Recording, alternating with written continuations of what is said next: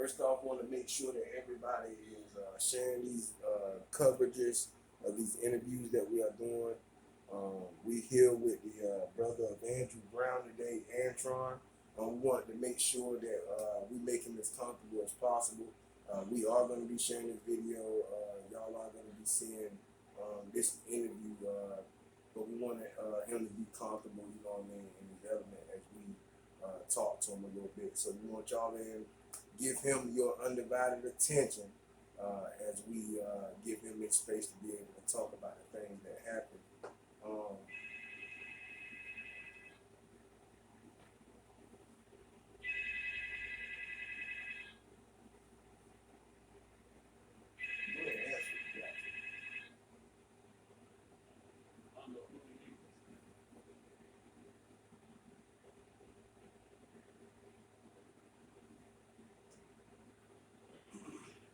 So, first I want to say thank you for, you know what I'm saying, facing us or whatnot, man. I know you've been hard on you whatnot with the situation. I'm going to go ahead and get right into it so that we can go ahead and, you know, get some more work and stuff done. You know, you got some stuff that you need to do. First and foremost, this is Antron Brown. We're going to let him tell you the story on, you know, him and his relationship with his brother first and foremost, and then we're going to ask him the questions. So we're going to go ahead and give you the floor. Relationship with my brother and him, like any other brothers, it's an up and down. Some days we're angry at each other, some days we're not. The sad part about the situation with my brother, we was in the angry stage with each other. See each other, you know, speak. But other than that, he was an awesome brother. We did a lot of things together as kids that I memorized. So to play back the situation of what happened to him, it's like the memories of us as kids, it hurts. Right, truly do. I get that. Can you take us back to that first day? I mean, that day that you know the tragedy happened and whatnot. What was you doing exactly that morning leading up to? If you can, you know. Well, the day it happened, Also, y'all got to excuse me now because y'all in my home. well, the day it happened, I was somewhere asleep. Phone was dead. My last big mom, she knew where I was at. So she came to me and was like, "What's wrong with your phone?" Like, dead. Like, you better go to your aunt's food house. It's on Facebook, police kill your brother. I'm like, alright. I'm not even just waking up. So I'm not letting it really dwell in my head. I put my slides on. I grab a bed. I walk over there towards my aunt's house. She on the porch crying. My cousin, Trevon, my cousin, he was crying. I kept right on going past. So I already knew something ain't right. So I walk over there. See, everybody's out there. I didn't go on his street. I went down Davis Avenue. So a crowd of people like, man. And then I got to calm myself down before I could get up there. Because I have a bet. And I was just telling my brother, probably about a month before his situation, if anything happened to you, I don't know what I'm going to do. And like I said, I jinxed myself. But I walked towards the crowd. I looked. See his car towards the tree. So now I'm in a situation like, did the police kill him or he trying to get away and hit the car? I don't know which situation I have to be angry about. Talk to some officer, detective, whatever the hell he was, telling me some bullshit. I'm like, alright, I walk off. I go sit on a abandoned house, burnt up abandoned house porch, by myself, crying, ready to tear some shit up. Understand. But people come up there to me and say, I'm sorry. talk to nobody. Right. Till my sister came. My sister came. She crying, throwing up and shit. I'm like, Lord have mercy. That's why I was trying to stay away, because if anybody who's in the family knows me, Right. when I act up, I act up. Right. Right. And I really don't care. I deal with the consequences later. Walk over there, I'm just standing there. Right. Looking. Like, this shit is crazy. Like, it's unbelievable. The video, I haven't watched the video. None of it. Right. Right. There's no need for me to watch it because I seen set it off. I was shot in the car, so that's what I'm thinking. Right. Okay, shot in the car. Get the information. Or he died from a headshot. Well, now I'm pissed. I'm really pissed because I'm like, I can't believe it. So up to this day, like, nobody really see unless you catch me at the stores. I go to work, go home. Right. I mean, I know the question we asking you, man, and you know what I mean, tough because you having to relive, which I'm pretty sure you know, you've been going through what you would go through if you lost a brother. One of the things that we've been putting out is the fact that after they did what they did to Drew, what we seen them doing, picking up their own bullets and you know, telling lies to us and stuff when we started asking questions. When we first got out there, Kelly was out there, Kelly White. She was out there first. And when we got out there, Kelly was telling us that she just kept saying they killed Drew when we got out there. And I'm like, who killed Drew? You know what I'm saying? Because we had already started listening to the scanner at the time then. And then they came to us first and told us that this was the first lie. They told us that they killed a 14-year-old. Yeah, that's what I heard. People was like, do you have a 14-year-old nephew? Oh, I know nephew's 14. Right.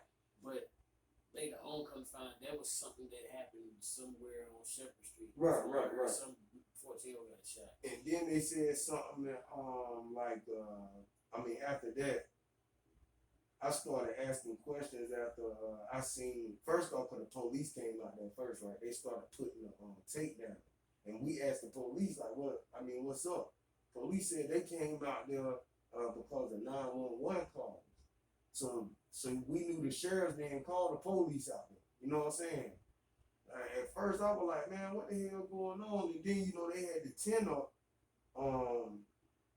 You know, it's a blue tent or whatever. They had two of the flaps up so that you could still see, you know, over there. And I'm like, man, they got bro on the ground or whatever. You know what I'm saying? That's when we found out, you know what I'm saying, your bro and whatnot.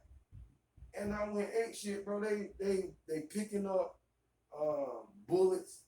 They going around still trying to see if they can find anything. I'm assuming because they were searching the car still, you know what I'm saying? Trying to see if they can find anything. Whole time, you know what I'm saying? Your bro on the ground. Now this what we seen, you know what I mean? And that's when I was like, Kelly, they killed. I said, Kelly, the sheriff's killed him.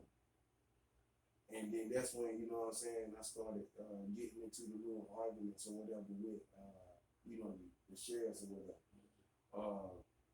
They started talking in code and shit, but you know, I done did military time, so I knew the code that they were speaking to. Started calling that out too. And then after that, I think that's when your nephew came. He was the first one to come as far as a family member that I can remember, you know what I'm saying? I think it was Khalil, yeah. So Khalil, he come up, at the time now that he done came up, they don't went on and let the other dudes go. They all put them in a truck or either it was either a truck or SUV. I can't remember exactly. And they rolled them out. They tell the ambulance when the ambulance was coming down the street, the ambulance didn't even get all the way there to Davis. You know what I'm saying? Like between Davis and Roanoke, they made them turn on around. So I'm like, man, what the hell going on? You know what I'm saying? So. Me and Nikki, we jumped in the car. Cause we left. We went to Joyce Ann's house. That's who we went to. You know my mom over there with Joyce Ann. But we went over there and asked George Sand, did they know what was going on? Because we weren't sure if y'all knew what was going on. I ain't know where you were staying now at your house. George Sand didn't know what was going on, and that's when, we went straight back out there and started recording some more, you know what I'm saying? Trying to see, what was going on with the police then. Like, we didn't give a damn about nobody else. Then like, I had to shut everybody off. Then I seen when you came out there with the vet. You know what I'm saying? I'm like, nah, bro, I'm trying to help you. I hope you don't tell nobody else. So, you know what I'm saying? And it's like, damn, I'm looking at you.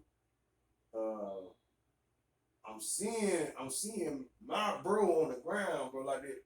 When I be doing my reasoning with season and all that stuff. And I know that shit hard for you especially, you know what I'm saying, because you still grieving and shit, man. And we grieve in our own way. And it's like you put yourself in that position when you actually seeing what them cowards were doing.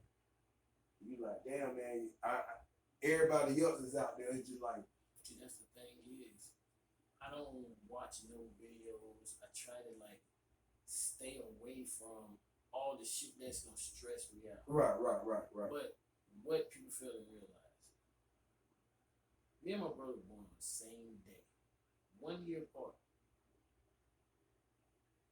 That's the day I choose to tell myself I'm gonna watch any little snippets of whatever videos that people had shared or what happened. Respect.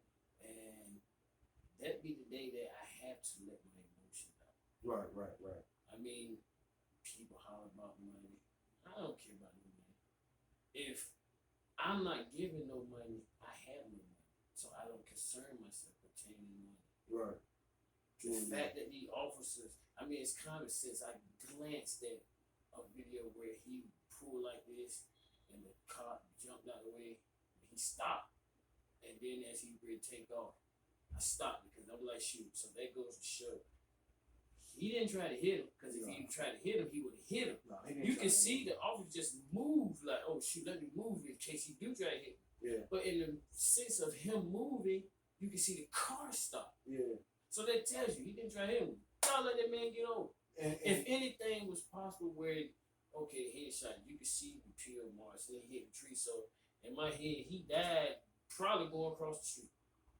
But that's what I can't remember the guy's name, man. We had a lot of people coming in from out of town. Mm-hmm. This dude though that I'm talking about actually went over there. I think he started over there by the house, right? He started over there by there. He messed around, and you can still see. You probably can't now, but you could at the time. You can still see, the time mark. How he drove away or whatnot. We went over there after him, so probably like maybe a couple of days after him. I couldn't go straight up. We had been out there. And I'm saying to myself, man, like, damn, man, this shit right here hurt. You know what I'm saying?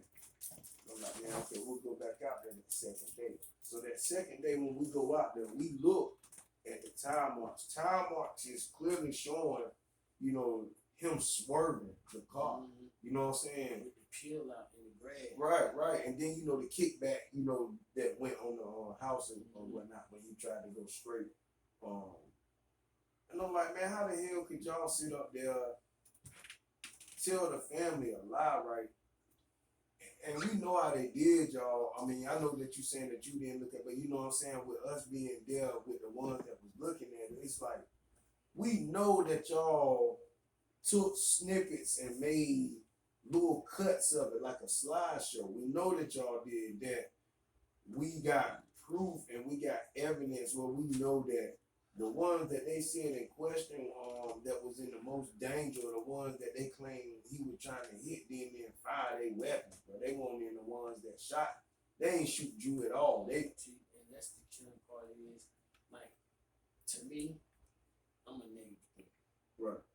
Because of that, I always think negative. Right. Now, the fact that, to me, it's just a whole weird situation.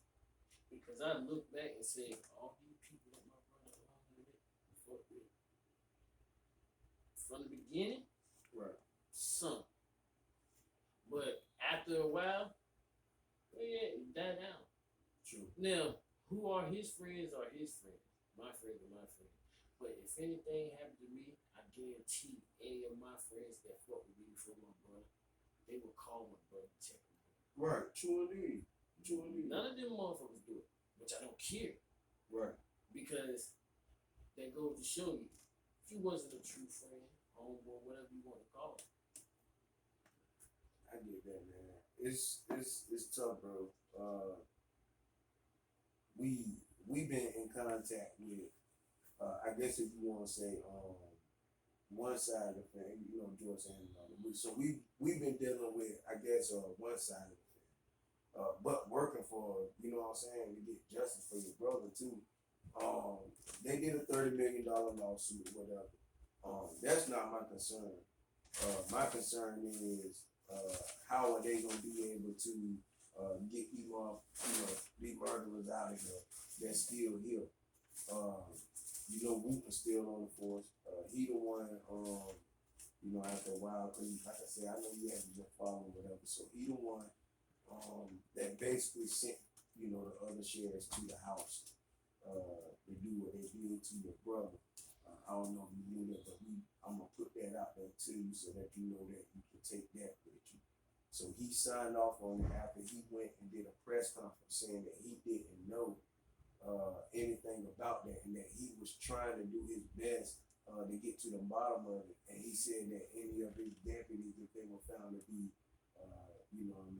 guilty or anything like that, they would be reprimanded. So when he did that right there, that's when Meat Chop, was it Smoothville? I want to say it was Smoothville, a guy from Virginia, he vlogged and stuff too. They had just hit Nikki. You know, we had a race big, we went to school with whatever. She hit Nikki and Val. And when she hit Nikki and Val, we went to the first appearance in court or whatever. So what they did was they escorted her through the back way, like if me and you had to go see the magistrate or something. They escorted her through that way and took her through the public safety building. We seen a reporter from Wavy TV 10. Was it Wavy TV 10? Seen a reporter from one of them spots that were here take off running, and we took off running behind the reporter.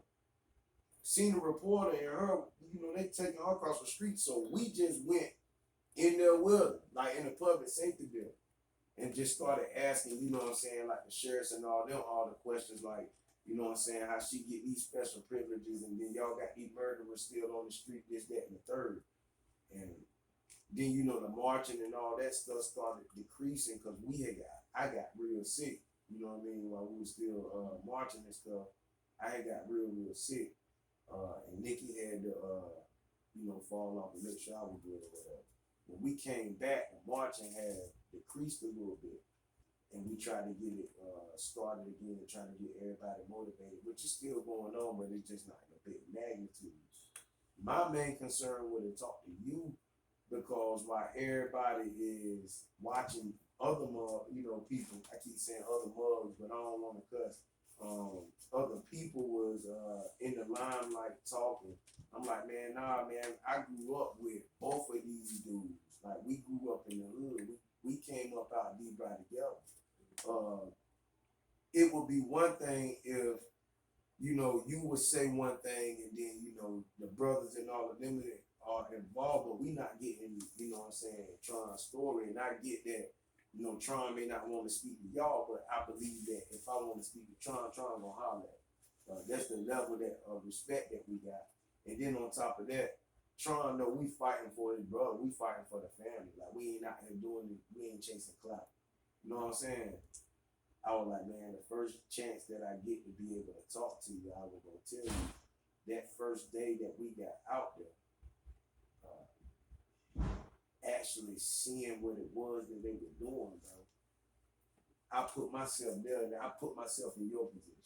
You know what I'm saying? Which a lot of people may not ever do that. You know what I'm saying? The world that we live in, a lot of cats don't talk. You know what I'm saying? And it's like, put yourself in that position. It's like, damn, man. You seeing them doing what they doing. You know what they doing is wrong. But you see that everybody else, they not doing anything. Cause that's how it was that day. You know what I'm saying? I told you the only one that when we got out there that was really saying anything about it was Kelly. You know what I mean? Kelly was vocal about it, man. Like, nah, y'all done killed my cousin, this, that. You know what I'm saying?